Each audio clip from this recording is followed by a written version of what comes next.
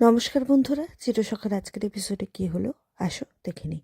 তবে সবার আগে চ্যানেলটাকে সাবস্ক্রাইব করে দিয়ে যাও আর নিচে দেওয়া বেল আইকনটা ক্লিক করো যাতে তোমাদের কাছে আপডেটস চলে যায়।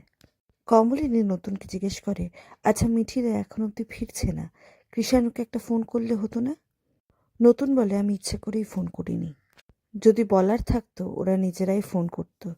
জিজ্ঞেস করাটা অনেকটা অসম্মানের। জিজ্ঞেস করলে হয়তো ওদের মনের ওপরে চাপ বাড়ত, আর সেই চাপটাই আমি সৃষ্টি করতে চাই না। নতুন জিজ্ঞেস করে, আচ্ছা তোমার কি মনে হয় তোমার মেয়েকে নিয়ে কৃষাণু কোথায় যেতে পারে? কমলিনী বলে, জানি না। ওকে শান্ত করার জন্য হয়তো কফি শপে। নতুন বলে, এই ঘটনার পর মিঠি মন শান্ত করার জন্য কফি হাউসে যাবে? কৃষাণু একজন ডাক্তার, খুব শক্ত ছেলে। ও সমস্ত নিয়ম কানুন সব জানে, তার মধ্যে ও মিঠিকে কফি শপে নিয়ে যাবে?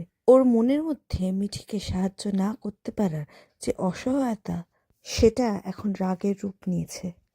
ও প্রচণ্ডভাবে ছেলেগুলোকে শাস্তি দিতে চায়, তাই যতক্ষণ না ওই ছেলেগুলো শাস্তি পাবে কৃষাণু শান্তি পাবে না।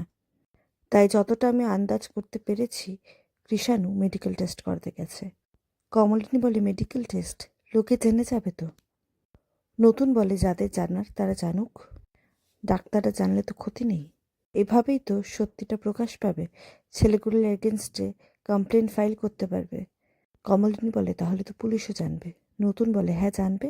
তোমার কি জানাটাতে আপত্তি আছে? কমলিনী বলে, আপত্তি থাকবে না?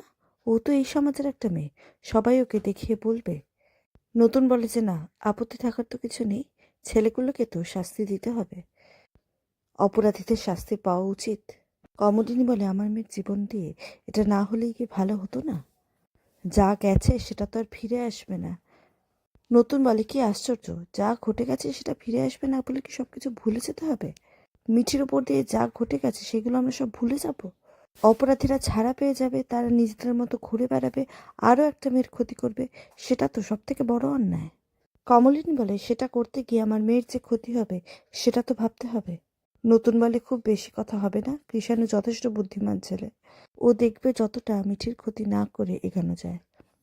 কমলিনী বলে, এরপর কি?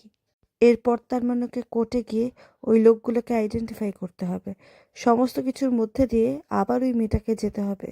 নতুন বলে, হ্যাঁ যেতে হবে তো, না হলে আইডেন্টিফাই করবে কি করে? আর যদি ছেলেগুলোকে আইডেন্টিফাই না করা যায় তাহলে ছেলেগুলোকে শাস্তি দেওয়া যাবে কি করে? একমাত্র ওই তো বলতে পারবে সেই রাতে কারা কারা ছিল। ওর স্টেটমেন্টটাই তো আসল, ওটাই তো টেস্টিমনি। কৃষাণু এরপরে মিঠিকে বলে, সবসময় যে সব খারাপ হয় তেমন তো নয়, অনেক সময় অনেক কিছু ভালোই হয়, সেটা জার্নি করতে করতে যেতে যেতে জানতে পারি। মানছি